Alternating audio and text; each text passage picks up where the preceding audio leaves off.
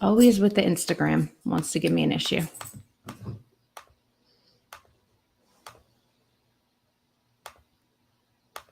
There we go. Okay. Here we go. Better late than never. Vince, welcome officially to the Love Pod. New co-host. I am so excited. Do you want to give us a brief intro for anybody who hasn't met you yet? Yeah, absolutely. Well, where do I start? So cast member of Love is Blind season 6. Pretty good friends with all of the cast still. Um, by day, I'm an attorney, and my previous career was I was on the bomb squad for about 6 years. So, I jump around to high intensity, stressful careers often. So this podcast should be pretty fitting with that. Oh, come on now. We're not that difficult, are we? I No, mean, no, this is the best podcast because everyone's so nice. So, when I was on it and all my friends were on it, and I talked to people from all the seasons, um, like Love Pods was just like, you guys are we're so the sweet. shit. Yeah, Yeah, we you're the try, shit. we it's just me and you now, and we have some help from my mom along the way. But you guys go through enough. We don't need to torture you anymore. So we try to come at it with kindness and with love. And I know, opinions on everybody may vary, but you're all very rounded people. And we only get to see a small part of your lives on this show. So I'm excited that we get to hear your feedback on the behind the scenes from what we see on screen and what it's really like and the differences between filming and then the fan view versus the cast view. So, with that being said, we are on a new network too. We've got lots of big news here. We are on the Reality After Show Network with Johnny Fairplay, and he has asked us to cover Love is Blind UK. So, here we are recapping the reunion. And we'll talk a little bit about this show just to get some insight from you. And the first thing I want to cover is the competition in the living quarters when you guys have multiple connections. So what is that like? Because it seemed more laid back and less drama on UK than it did on US seasons. You know, I think it's person dependent, right? And one thing I think the show does fairly well at is amplifying personalities. So, Sure. like, if you're a cold person, it's going to take that personality and amplify it times 100. If you're, a condescending person, same, right? I was I was pretty quiet and reserved, so take that for what you will.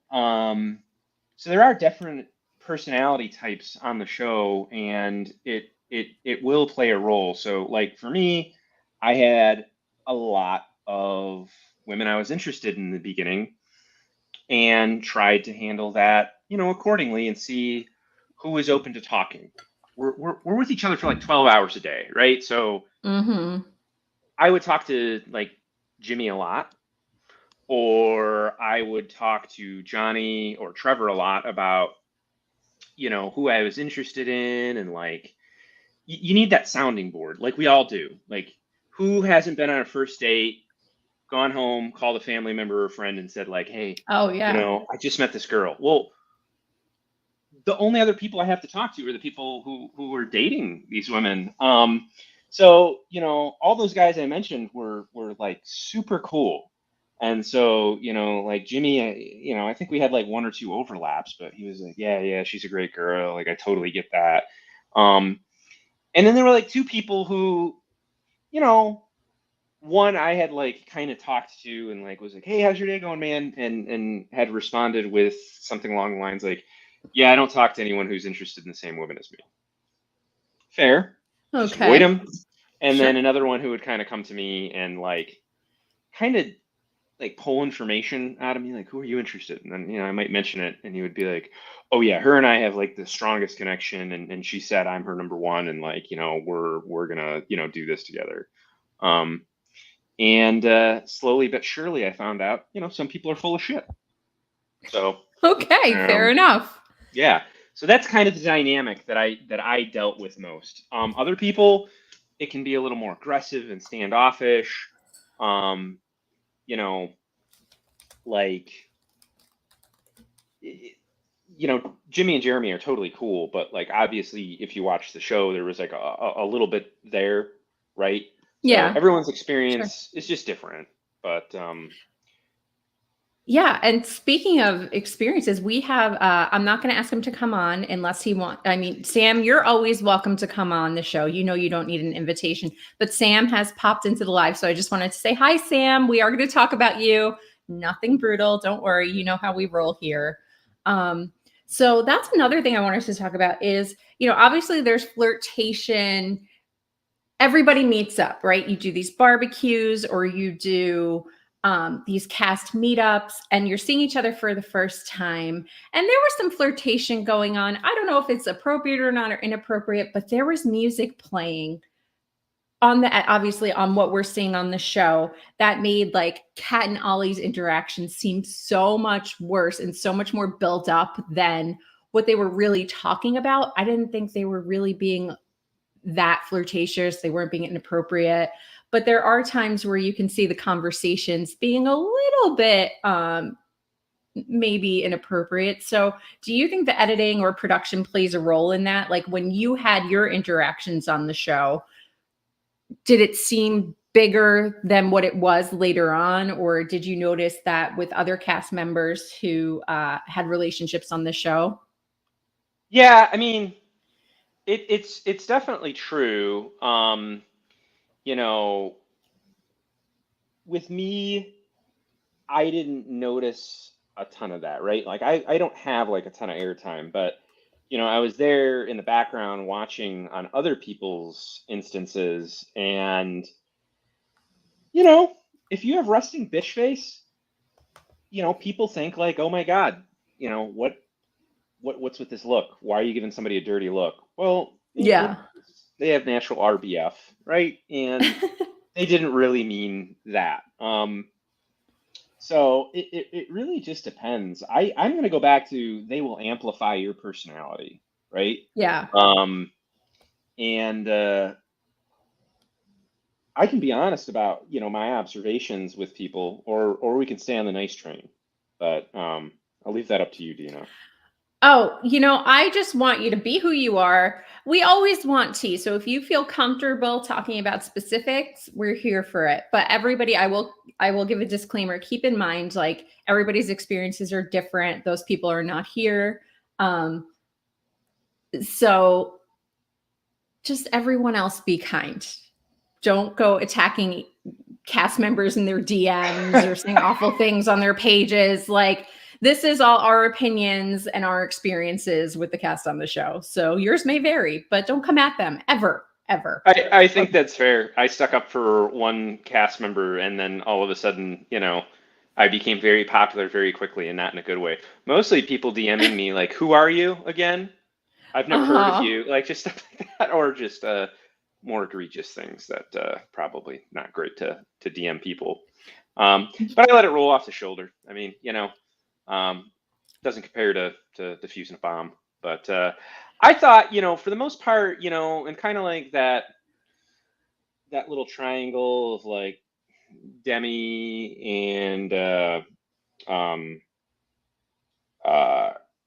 is it Demi, Oli, and Cat and Catherine? Ollie. Yep, Demi, Cat, and Yeah, Ollie. I'll say it this way. I thought Demi was really, really genuine, right? Yeah. You know, I don't blame her for kind of stepping away, but Mhm. I thought of, you know, of that triangle, she seemed to be the most genuine. I won't comment on the rest of them, but I thought Okay, Demi fair enough. was pretty good. And it seemed like for the UK season versus the US seasons, there were a lot more get-togethers with the rest of the cast. We know you guys had the barbecue on your season. Were there other times that you hung out with the cast?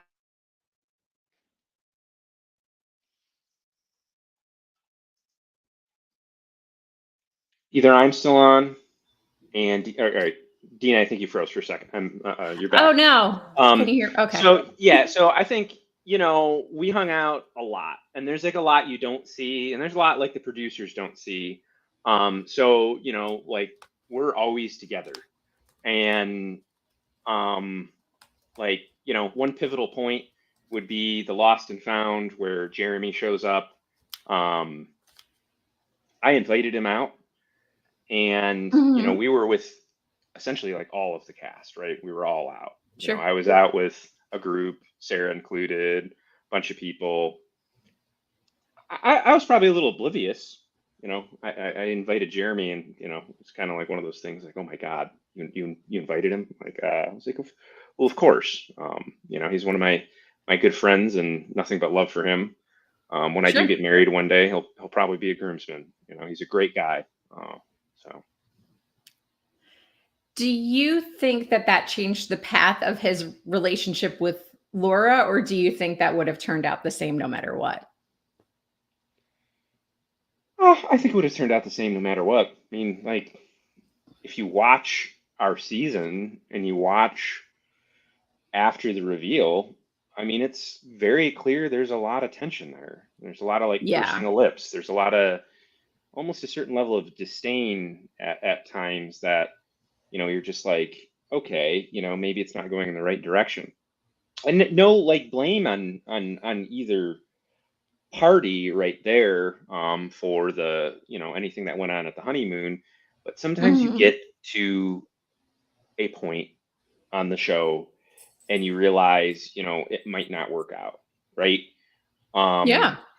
because, you know, we do have some successful marriages this season, right? Yeah.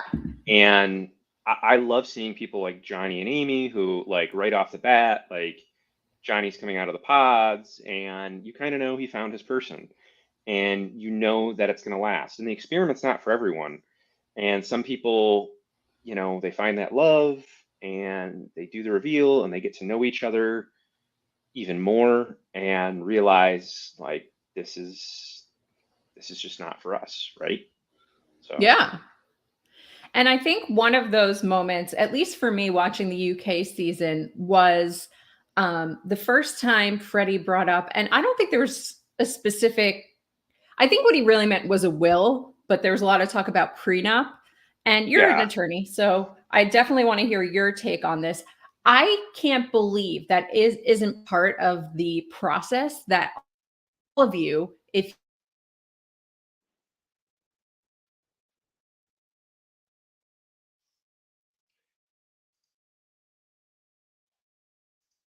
really by fans and by Kat, it seemed, when it came up in their conversation. But what is your opinion of that, both as a cast member and as an attorney, coming onto a show like this?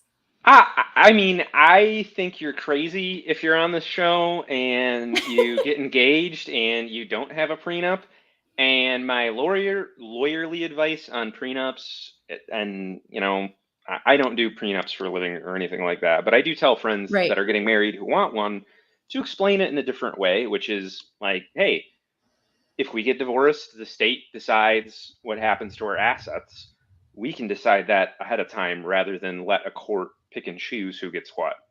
Mhm. And that's really the point of a prenup. And when you know somebody for 10 days and you propose to them, you know, you really can't trust that they're being totally honest, right?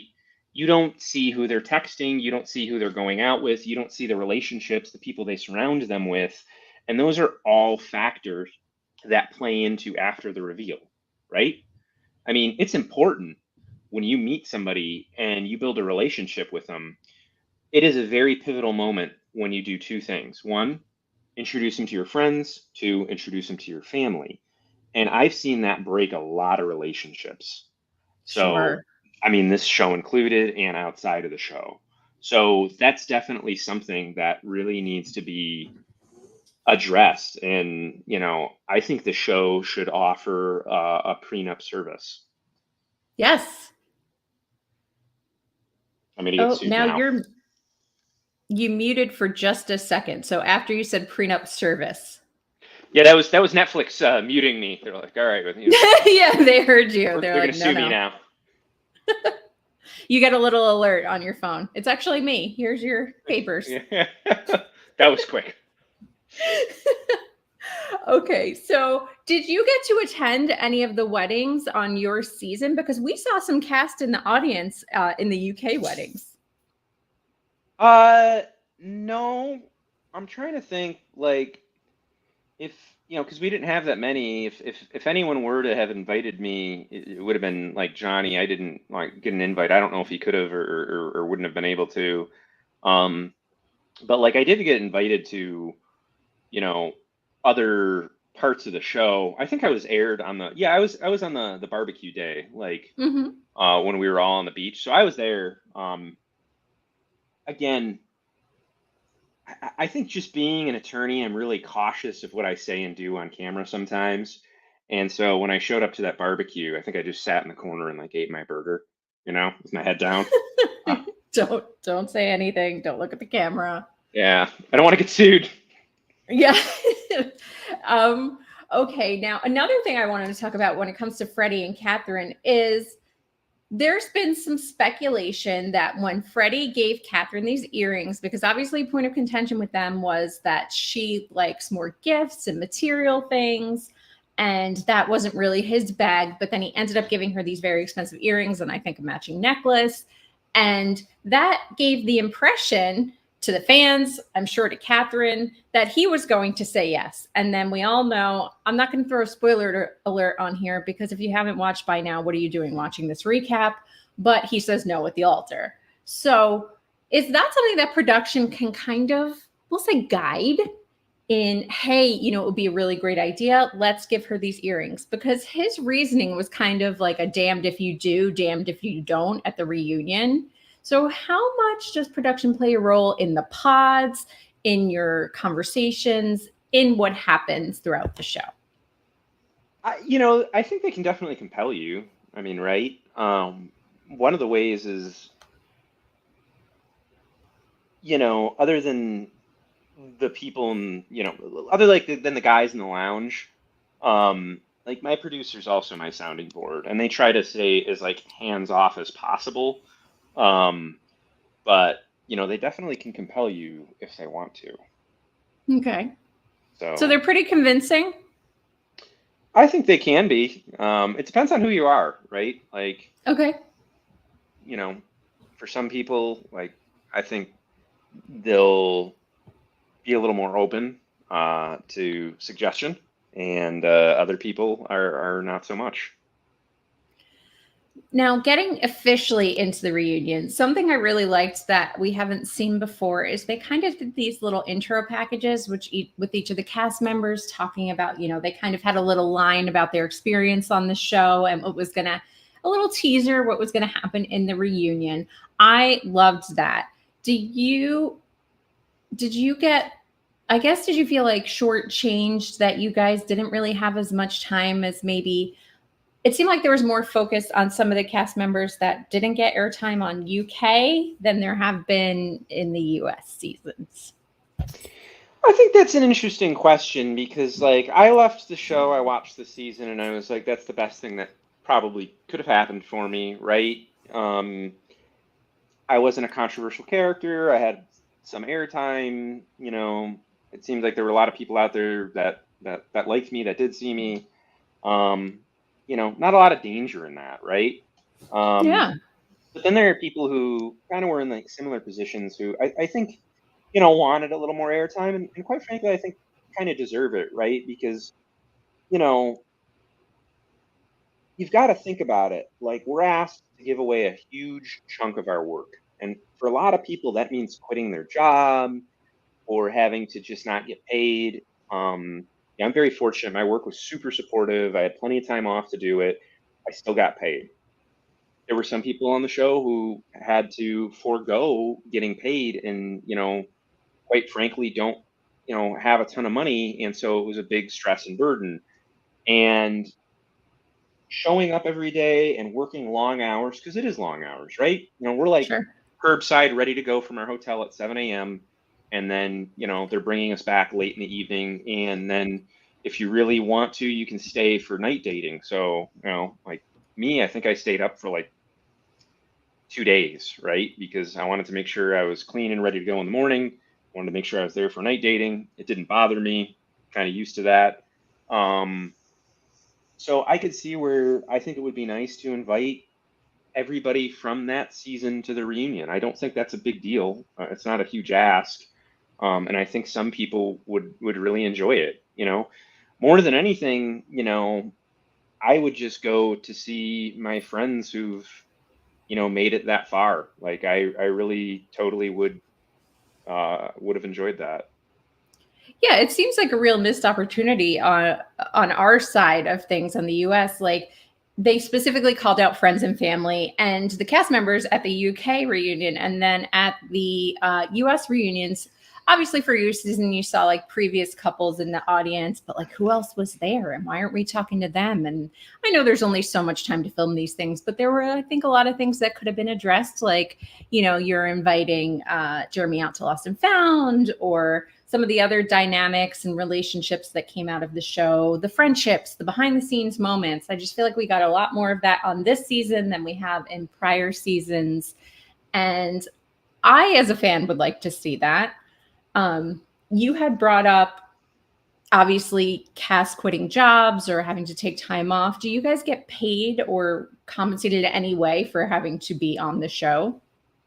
Yeah, I mean it's pretty minimal. It didn't. I'll be honest. It did not drive my decision to go on the show. Sure. Um, Sure. and I think anybody would be lying if there isn't a number that you could get paid to go on a show like that, right? If they offered me $1 million, I really don't care the outcome. I'm probably going to show up. But no, it wasn't enough to, it might have covered some of the clothes I bought. Okay. Just like a Oh little yeah, that's another good little point. show of appreciation, right? So And another really great point Demi brought up, and she had even said that she ended up moving back in with her family, and she really just wanted to be surrounded by people that loved her and that she loved, is that the isolation really takes a toll. And so we as fans don't understand, how can you fall in love in 10 days? And how do you get married in a month? So what is that separation from real life really like?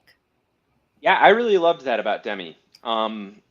Listening to her in the reunion talk about that, it just came across as like so genuine and so true to somebody whose heart was in it for the right things. And again, I realized that she stepped away, but I just thought it was a really good show of her character.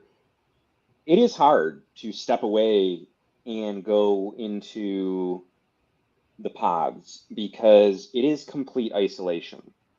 And again, I'm a little different than people. I've had to go out of the country for long periods of time with nobody around, no cell phone reception, and just kind of like live in the middle of nowhere, right? Mhm. I'm fairly used to that. It's nice actually to get a break from your phone. I think I realized like, wow, I'm addicted to my phone, and now I don't have it. I feel so refreshed. I'm having so much more meaningful conversations. And then you see people who are, on the verge of a nervous breakdown at all times, right? They're just like, I'm up long hours, I have unpredictable meals. They're feeding you, right? But it's like maybe it's not noon to 1, maybe it's more like 2 to 3 you're getting fed. And I think the lack of control in your life is very hard for a lot of people because it is a complete lack of control. You don't get to say what you're doing with your day. You don't get to say when you eat. You have to go to the bathroom when it's convenient for filming, right? They can't stop production because I go to the bathroom every 10 minutes, and I really do. And I understood that. I wasn't going to make a fuss, but you lose all of your say when you're in the pods, and you get a little bit of time when you go home to maybe decompress. But again, there's no TVs where you're staying. It's not austere, but there's no contact with the outside world. Sure. Do you guys have access to a therapist or any kind of mental health counseling throughout the pods or the process, or especially after the show when these stories start airing? So after the show, they absolutely take care of you. And if you need extended mental health services, they're super accommodating about that. I think having one on the show would probably be helpful. And I also made the suggestion bringing back like a previous cast member or two to be a sounding board, Hmm. right? Because I know that like production sometimes is like, hey, maybe you guys shouldn't talk to each other about the women you're dating, right? You're not going to stop that unless you provide somebody else to talk to. So, I think those two things Yeah. would probably be fruitful. And it does seem like there's always one person on each side each season, especially for the men, that is kind of that sounding board. In season one, we saw it was Rory. In this season, on the UK season, it seems like Aaron was really the guy to go to for feedback. So, did you guys have a guy who was kind of everyone's sounding board and maybe didn't have a connection, or maybe did? I mean, I don't know. I mean, I talk to a lot of people. I'm trying to think who else was like very just, you could sit down and talk to. Um, Jimmy and Jeremy were always easy to talk to. Like, Jimmy, I think, you could sit down and come to him and say anything, and he'd just sit and listen and, give, pretty helpful advice. So, Okay. He is not the one. If I had lined you guys all up, I would not have thought it would be Jimmy for sure. But that's the thing. You never know. What we only see what production wants us to see and what that storyline is. So that's interesting because I would not have thought it would be Jimmy. What about the dynamic between Kat and Demi? So we touched on this a little bit, but in an interview, Kat had said that Demi was her best friend in the pods. Very clear in the reunion that Demi did not feel the same and it was not mutual, feeling that Kat was her best friend. So, what did you think of their dynamic? And is it hard to, if you're competing, it's got to be a different dynamic for men, right? Because women, I think, can be a little cattier when you're competing for the same person. But the comments that Kat made about Demi's appearance were not nice. So, what was your take on that?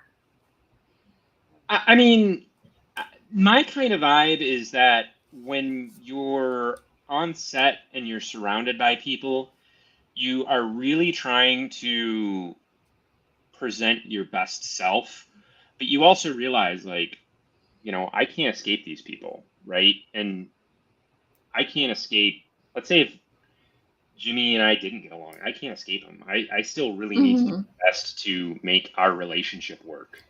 Um, and that was the vibe I got from Demi and Kat, was that they were doing everything they could to make their relationship work. And again, I kind of got more of that feeling from like Demi, right? That like Demi was Sure. really trying to be,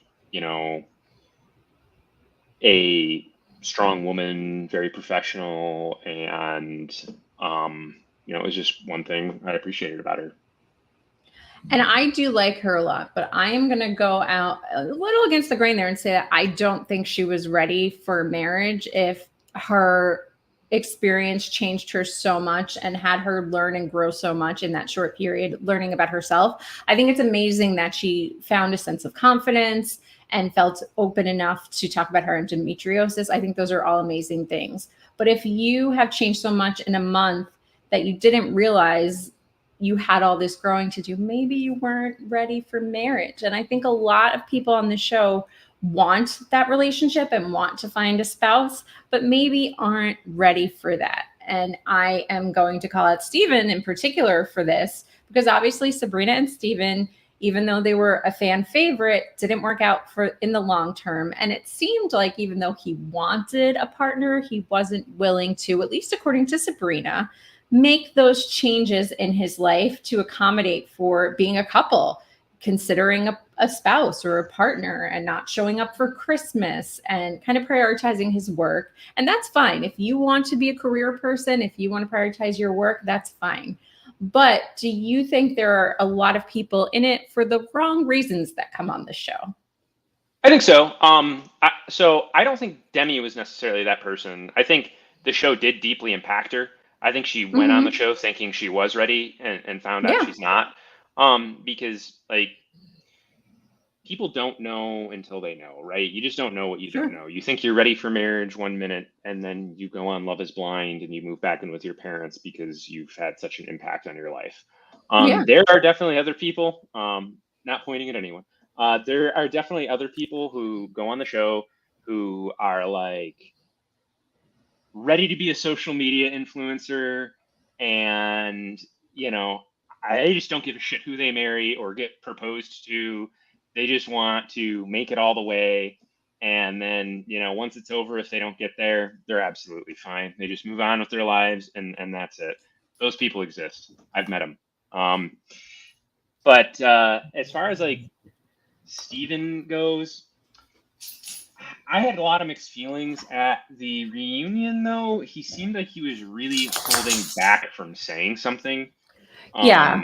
Because it seemed like he was getting laid into a little bit, and he was just like, kind of like, I have to be the bigger person here. I don't know if that's true, but that goes to the nature of the show. You don't see everything. And, I don't think necessarily either of them were painted in a horrible light. No, I not do at think all. like Steven might come out looking a little more like the jerk here, but it really looked like he was just like, I'm just going to let this go and move on.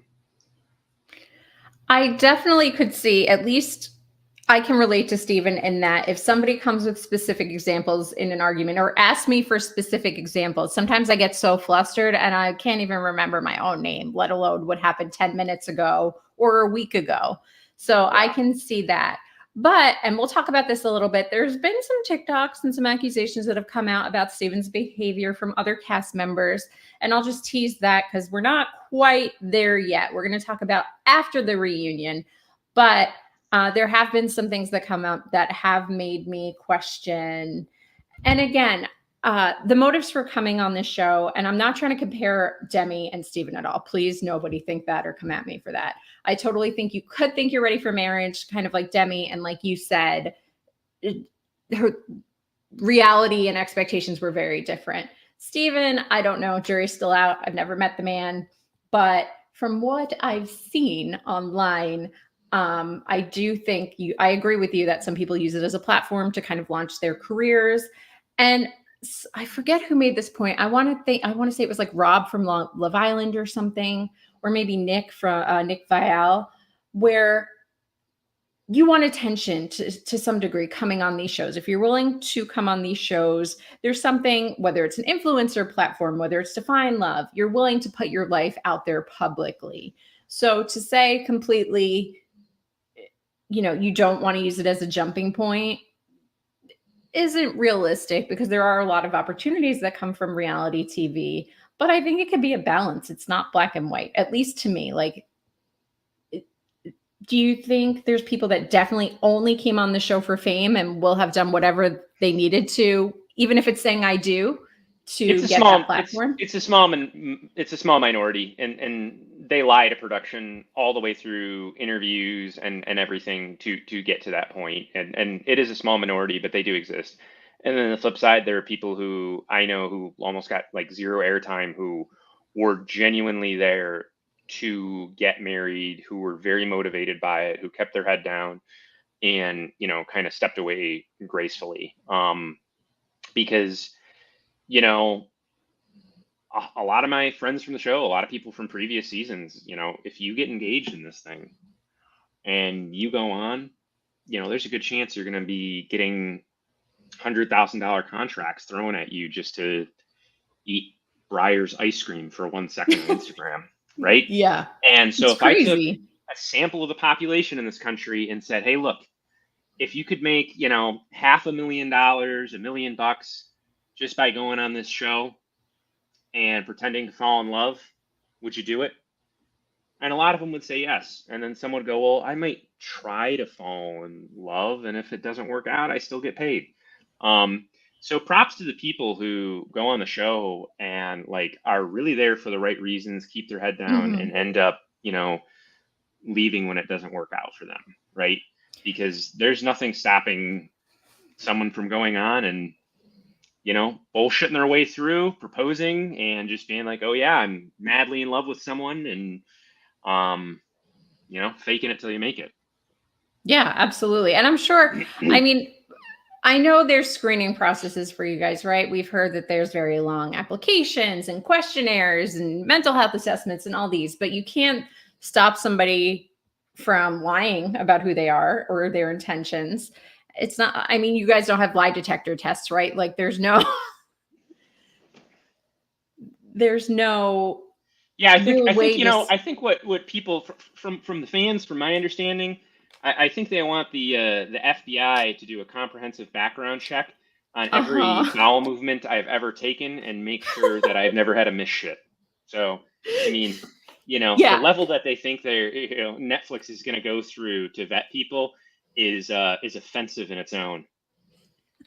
You know, if Netflix hired a couple of the fans, and I know you know which ones I'm talking about, but I think they would dig up some things that even the FBI couldn't find because some of these fans, Yeah. hi Melanie, are really, really good at digging and finding out information that you might not even know about yourself.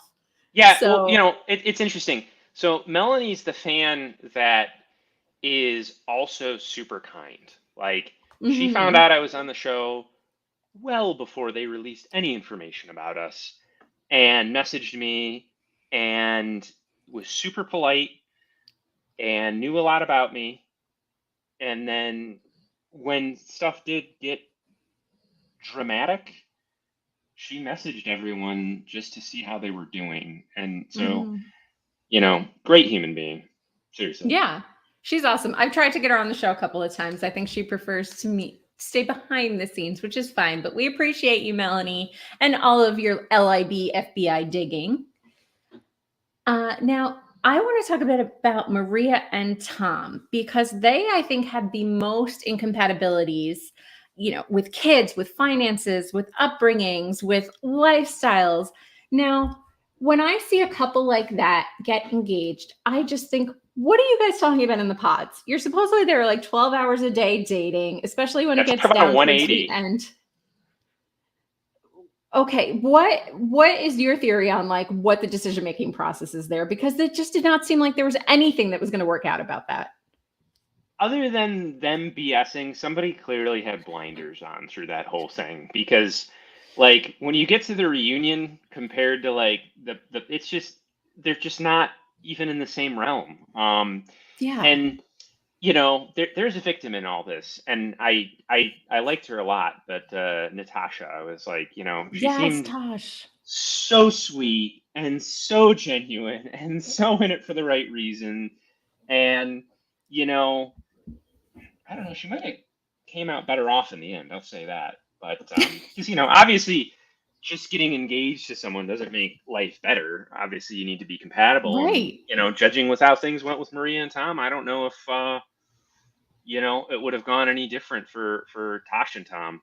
So, but we'll One of the see. things I did recently was I came up with a list of 6 things I would change if I was a Love is Blind producer. So, one of the things I want you to come up with is some things that you think are non negotiables when you're in those pods that you have to be compatible with life wise. I'm going to start with the first thing being if you want kids or not. I mean, and how you're going to raise them. I think that is something that everybody should have to. Do you guys fill out surveys for these things? Do they give you insight on each other before you get into the pods? Because how did these two end up together? I don't know. That's on them. I mean, like the producers will give you like just suggested questions. They're not a must, but it's like, yeah, we get you're together a long time. Here's some topics you might want to talk about. Um, some of the ones that they might not show, I don't see it often, is there's uh, an intimacy, you know, date where you talk about, Sure. really quite intimate, like raunchy detail.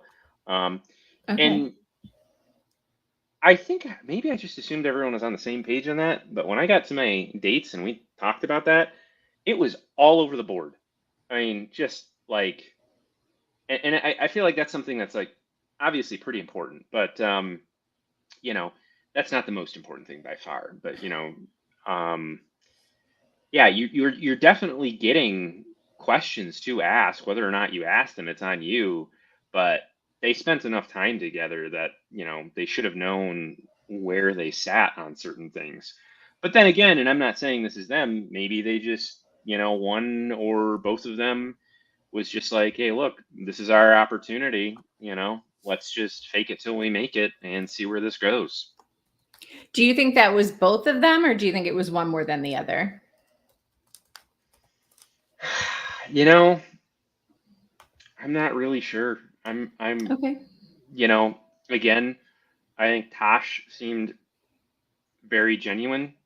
So, I think she's Yeah. quote like the odd man out in this thing because I thought Maria and Tom were otherwise pretty similar in like the sense of how they acted.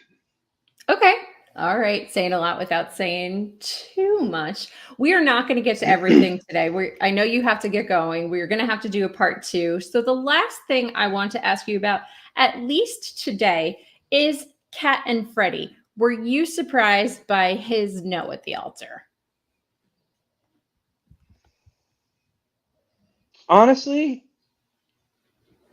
Yeah. no. Honestly. I think I wondered that myself too. Like, if I made it to the altar with somebody that I had a strong connection with, if I would even say yes, because you realize that they only have like a month to do that, Mhm. right? And even in a situation where I could see them ending up together, I could see them saying yes, I could see them, tying the knot. I'm never all that surprised when people say no because I think Okay. it is a lot of pressure in a very short period of time, and you don't have a lot of time to consult with the outside world to Sure. make probably the biggest decision of your life. So I never hold it against people who say no at the altar. I really don't. I mean, it is a huge deal, and for some people, it will work out if they continue to date. There's no reason they can't tie the knot in the future. Yeah, that's another big thing. And again, I know you have to go, so I want to talk about that next time. How much of a surprise are the yeses and the nos to each other? If there's pressure to not continue dating from Netflix, we still have to talk about Sam. Sam, you are a big topic here over at the Love Pod universe, so we will get to you next time. And then all of the post-show gossip, the Demi, Ollie, Jasmine argument, what Shirley had to say about Steven, why we didn't hear from Kat and Sam about their confrontation or their flirtation.